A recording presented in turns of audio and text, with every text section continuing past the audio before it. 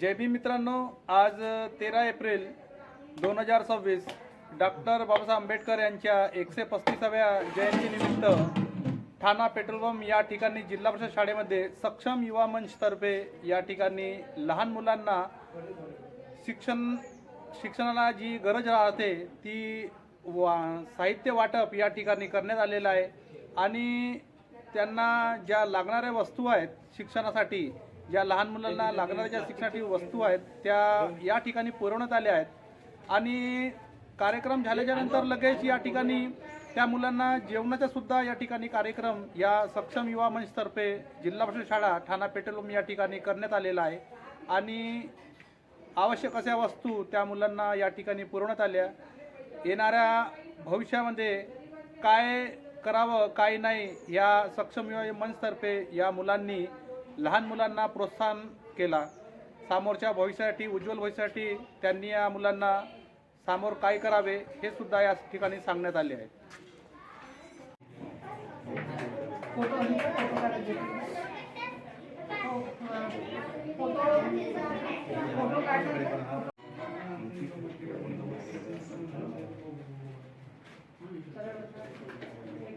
Doctor Babasaheb आंबेडकरांच्या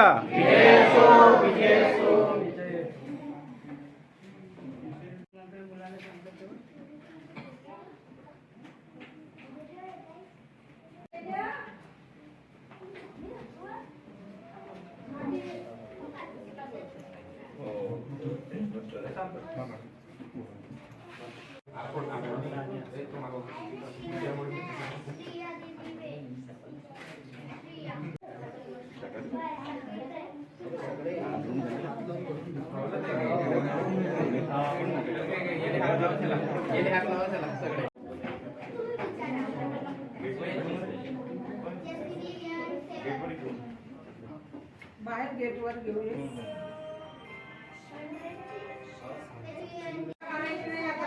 आता दुसऱ्या मला आपण पंचकृत आहे त्या गाण्या सुराच्या सांगा म्हणजे माझ्या शाळेचे माजी विद्यार्थी। हा माझा गर्वाचा क्षण आहे की माझे सगळे इथून शिकून गेलेले माजी विद्यार्थी आज या ठिकाणी सगळे जमलेले आहेत। हे माझ्यासाठी, माझ्या शाळेसाठी, माझ्या गावासाठी खूप गर्वाची बाब आहे। तर सगळ्यांच्या आधी मनापासून स्वागत करते। स्वागत।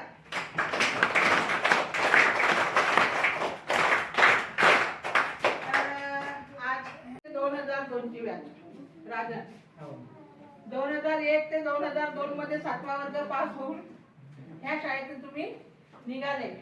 ती बघ मी इथं नाव लिहून ठेवलं आहे, डॉक्टर बाबासाहेब आंबेडकर की जय। बाबासाहेब काय म्हणतात?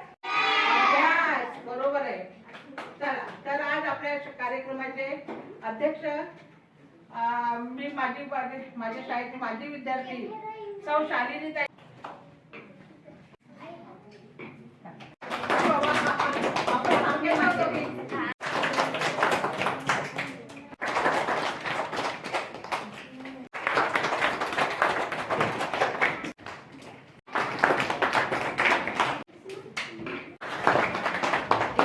त्याला चालता वगैरे येत नाही, त्याला आता तो 3ऱ्या वर्गात आहे परंतु तो चालत नाही, बोलत नाही।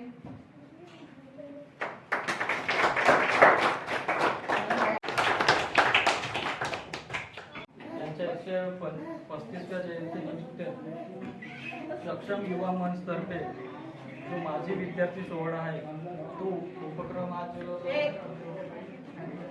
भरपूर उत्साहात आणि जल्लोषात साजरा केला आहे आणि समोर पण असं काही आणि यांचं जो आहे सक्षम युवा मंच हे दरवर्षी 14 एप्रिलला काही ना काही नवीन नवीन नियोजन किंवा उपक्रम करत राहतात आणि तसंच त्यांच्या विहारामध्ये पण महत्त्वाचा वाटा राहते। आपण हा सक्षम युवा मंचतर्फे कार्यक्रम ठेवला, एक म्हणजे याला अनोखा कार्यक्रम म्हणेल मी, ज्यामध्ये आपली ही जी शाळा आहे म्हणजे मगाशी मॅडमने एक शब्द वापरला स्वागत करताना की हे फुलं आमच्या बगियाची आहेत। मॅडम, आम्ही हे जे फुलं आहोत आम्ही याच बगियाची आणि तेव्हा तो वाक्य ऐकून असा अंगावर शहारे आले की खरंच हा बगीचा त्यावेळेस किती मोठा होता आणि हे गावातलं मला वाटतं अर्ध्यापेक्षा जास्त जे फुलं आहेत ते याच बगीच्यातले आहेत. तो एक खूप सुंदर वाक्य मला तुमचा तो आवडला. असो, आज मी खूप अभिनंदन करतो आपल्या मुख्याध्यापिका रोडकर मॅडमचे आणि आजचे जे आयोजक आहेत सक्षम युवा मंचचे रविभाऊ दैवले, शशांक, संग्रपाल, सगळे जे मित्रपरिवार की त्यांनी हा अनोखा आगळावेगळा कार्यक्रम विश्वरत्न डॉक्टर बाबासाहेब आंबेडकर यांच्या जयंतीनिमित्त, जी उद्या जयंती आहे त्या निमित्तानं हा कार्यक्रम आयोजित केला. खरं तर शाळा गावातच आहे. आपण दर आठवड्याला 2दा-3दा इथून जातो, पण कधीच असं हा योग येत नाही की आतमध्ये येऊन बसावं, या बाकावर बसावं. मला वाटतं मी 1991 मध्ये इथं ॲडमिशन घेतली होती. शाळा 70 पासून ती 1991 मध्ये ॲडमिशन घेतली होती. जितकं मला आठवतंय त्यावेळेस जिप्टे सर होते, क्रिस्ती मॅडम होत्या, भोते सर होते, भोते मॅडम होत्या, त्या आता आहेत की मला माहीत नाही. चंद्रिकापुरे सर होते, मला वाटतं त्यांचेच ते मिस्टर. असे त्यावेळेसचे आमचे गुरुजन. आणि मी 96ला इथनं माझा नंबर लागला होता. आम्ही मला वाटतं 3 विद्यार्थी होतो इथनं नवोदयाला जाणारे. म्हणजे मला वाटतं ते आमची पहिली की दुसरी बॅच असेल जी शाळेमधनं नाही, त्यावेळेस नवेगावात नव्हतं, त्यावेळेस साकोली होती. साकोलीला किरायाच्या बिल्डिंगमध्ये ते होते. एक सोनामाता नगरला एक हर्षल भोयर म्हणून विद्यार्थी आहे, तो आता इंजिनियर आहे चंद्रपूरला. आणि आम्ही दोघे याच शाळेच्या अध्ययनातून म्हणा की आमच्या त्यावेळेस असलेल्या गुरूंच्या मार्गदर्शनातून स्कॉलरशिप परीक्षा पण त्यावेळेस पास झालं होतं, नवोदयची परीक्षा पण त्यावेळेस पास झालं होतं. आणि त्यावेळेस कॉम्पिटिशन असा होता की आताची जी रचना आहे शाळांची नवोदयच्या, प्रत्येक जिल्ह्यात एक शाळा, एका शाळेची कॅपॅसिटी 80 विद्यार्थी.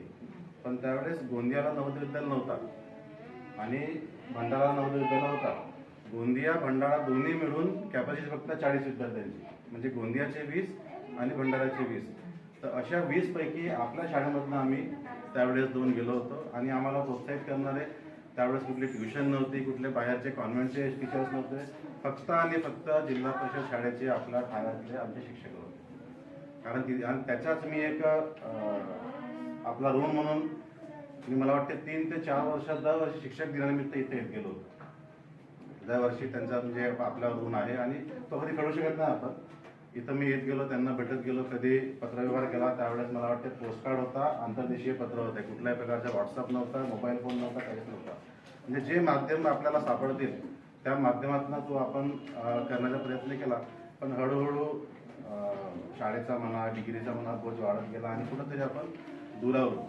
पण म्हणून आज इतकं असं भावनिक प्रसंग आला की ती दुरावलेली अवस्था किंवा ती दुरावलेली जो मन होता, आज पूर्ण त्या आठवणी एकदा परत उजाडल्या. आज किती पटसंख्या माहीत नाही, पण त्यावेळेस आम्हाला जिल्हा परिषद शिवाय ऑप्शन पण नव्हता आणि शाळा पण नव्हती. 3 आमचे गट होते, अबकत असे 3 त्यावेळेस. आणि हे एका बिल्डिंग पण नव्हतं, पूर्ण पटांगण, सायंकाळी 5 वाजता, दुपारी 4 वाजता. हे सगळं ते असं आठवून ही होती आणि तिकडे ती होती.